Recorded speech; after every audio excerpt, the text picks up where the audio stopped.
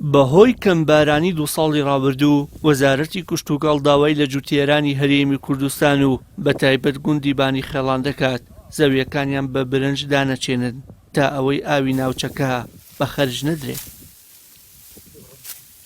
لە بەرامبەر ئەو داوایەدا جوتیارانی بانی خێڵان ئامادە نەبوون پێشوازی لە خواستێکی لەو شێوەیە بکەن، بەڵام بە ناچاری بەهۆی کەمبوونەوەی ئاو لە گوندەکەیان لە کۆی حەفتا جوتیار تەنها 35 یان زەویەکانیان دادەچێنن، واتە بە نۆرەی هەر ساڵجارێک نیوەی جوتیاران زەویەکانیان بە برنج دادەچێنن. باوەڕکە ئیمساڵ پێم وانە هیچ کەسێ ئیسفادە لە مەرەزە بکات لەبەرەوە کرێکار زۆر گران بووە، کووت زۆر گران بووە، مەسرەفی زۆر گرانە، ئاومان کەم بۆتەوە بە تەواوی زۆر لە سەدا هەفتا ڕێژەی ئاومان کەمی کردێ ئەگەر لە سەدا سیشمان ماوێ هێشتا مەمنونی نەتا ئێسەکێنە. حەزێتێکی زۆر زۆرمان پێوە بووە و لە ڕاستیا بەرهەمەگەشمان ئەوە نییە کەمە.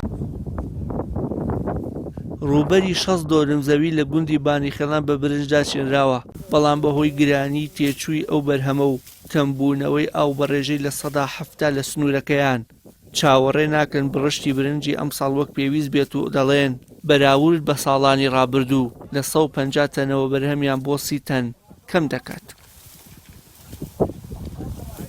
لە مانگی 6 دەست پێەکەین لە ڕاستی ئەمە پێویستمان بە تراکتۆر هەیە بۆ جووت هەموو فەلاحێکمان بەلای کەمەوە 100,000 تا 90,000 تا 150,000 حەقی بەس جووتەکە.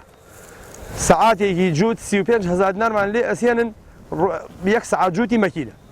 دوایەوە تێدە سەر چی؟ تێدە سەر ئەوەی کە ئێمە تۆوەکەمان ڕۆشان و پێگەیشت پێویستمان بە دەرمانی بژار هەیە. لە ڕاستیە دەرمانێکی یەک بە دەرمانی بژار ساڵانە سندومانە بە 20,000 و 25,000 ئیسا ئەوە چەند ساڵە 2 ساڵ 3 ساڵە لە ڕاستیا ئەیکڕین بە 55 و 60. یعنی هەمووی سێقات بۆ تۆ. ئێمە کووت و سەمادمان پێویستە لە عینی کاتە لە وەختی خۆیان کە پێوەی کەین ئەگێتە حەدی خۆی ئەو کووت و سەمادەی کە پێوەی ئەەکەین ساڵانە فەردەی کووتمان کڕیەوە بە 30,000 و 33,000 ئیمساڵ کڕیومانە بە 100,000 و 120,000 و 110,000 هەمووی سێقات و شوارقات بووە.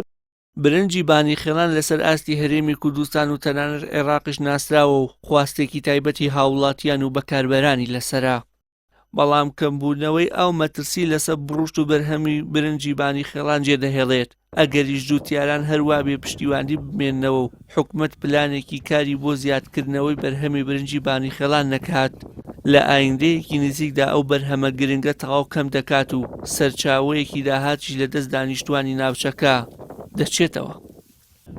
وشیار محەممەد، کەناڵی ئاسمانی پەیام، گوندی بانی خێڵانی سەر بە قەزای دەربەندی خان.